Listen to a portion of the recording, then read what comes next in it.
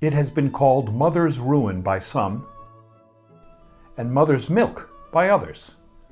It has been referred to by names such as stark naked, wind, white satin, roll me in the kennel, and comfort. Artists vilified it in the 1750s and celebrated it in the 1950s. We are, of course, talking about gin. The name gin, originally called Genever, is said to have come from the Dutch word Genever and the French Genévria, meaning juniper. Forgive me if my pronunciation is a little bit off. When gin first came into being seems to be of some debate. One theory is that it began life as a Dutch herbal medication sold as a treatment for various ailments including gout, gallstones, stomachache, etc. As the story goes, this herbal medication tasted awful. So the Dutch decided to flavor it with juniper berries to improve the taste, hence the name.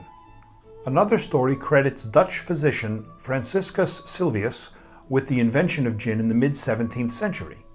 The problem here is that its existence had been confirmed by its inclusion in Philip Massinger's play The Duke of Milan in 1623, when old Sylvius would have been only about 9 years old. Others claim that English soldiers during the 80 Years' War in 1585 were already drinking Genever for its calming effects before battle. And the earliest known written reference to Genever appears in the 13th century encyclopedia work Der Naturen Bloem. I'm sure I pronounced that wrong. And to complicate matters still further, the first printed recipe for Genever did not appear until the 16th century. For such a wonderfully clear liquid, it has a very murky past.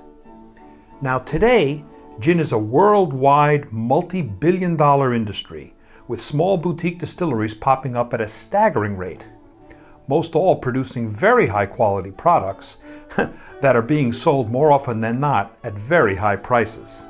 Gin has become a liquor of sophistication and distinction, consumed by elegantly dressed women and men wearing $1,000 suits, seated in large, comfortable chairs in opulent surroundings.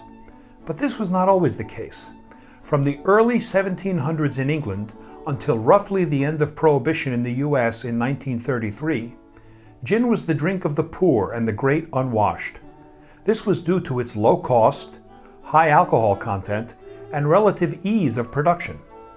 Most gin being produced during this time period was of very poor quality, being flavored with such things as nasty as turpentine in some cases, instead of juniper. Bathtub gin, a phrase coined in the US during the Prohibition era, referred to a gin made by non-professional distillers that was of the most dreadful taste and quality. But as bad as it may have been, as quickly as it was made, it was consumed. People drank it in places with names like Gin Palace, Blind Tiger, Gin Mill, Gin Joint, Speakeasy, Blind Pig. A person became gin-soaked or ginned up. This was not a drink to be savored. Its sole purpose was to inebriate.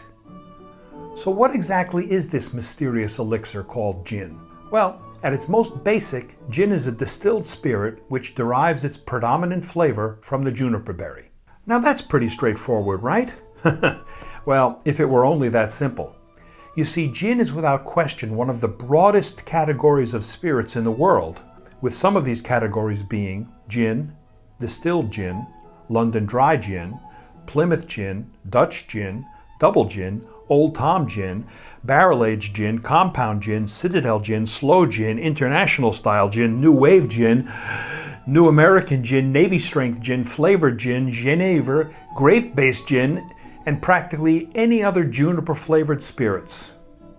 And it seems that new categories are being created almost daily, whether the product being produced truly merits it or not. Some of these classifications are based on actual legal definitions with strict standards that must be adhered to. For example, in the EU, the law recognizes only 3 categories of gin, these being gin, distilled gin, and London dry gin. And these are based solely on how the gin is made. The United States simply defines gin as an alcoholic beverage, no less than 80 proof, that possesses the flavor of juniper berries. In truth, Most so-called styles or categories of gin are really just culturally recognized terms that have no legal bearing whatsoever. Confusing? You bet. So in next week's episode, we will attempt to straighten out and simplify things a bit. So please, join us each week as the 5 o'clock hour explores the history, the rituals, the gadgets and gizmos, the techniques, the recipes, the food, the drink, and all of the other wonderful and interesting things that make up this truly unique institution that we here call the 5 o'clock hour. Or visit us anytime at the5o'clockhour.com. And please remember, enjoy the 5 o'clock hour responsibly. Until we meet again, cheers.